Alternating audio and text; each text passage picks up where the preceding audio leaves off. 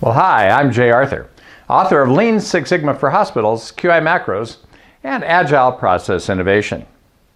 Now, one of the things when I was growing up, right, in my household, this was in the 50s and 60s, you have to understand, we had one phone, and it was a rotary dial phone. It was one of those old heavy ones. It wasn't even plastic. I think it was Bakelite or something.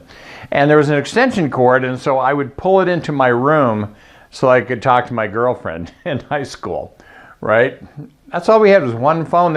If you went out on the street, you had to use a coin phone and put in a bunch of quarters to make a phone call. So we don't do that anymore, do we? Now we spend a lot of money on a phone, but that's another story right there. And this is the kind of thing where when I was a kid and I was taking driver's education, we had this old Chevy, I don't know, Caprice or something, but it had a stick shift, and the stick shift was on the steering column. It was called 3 on the tree. It wasn't even 4 on the floor. No. Now most of us just drive automatics. We don't have to learn how to shift gears and do all that stuff. Unless you go to Europe, and then you might need to know how to drive a stick shift because they rent stick shifts over there. All right, and my mom, when she was growing up in Ohio in the 20s and 30s, they had an outhouse. They didn't have an in-house bathroom. They had an outhouse, right?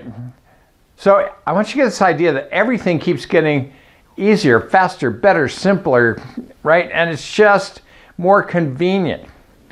But if you look at Six Sigma, we're still trying to teach it the same old way we did 20, 30 years ago, right? That's just too slow.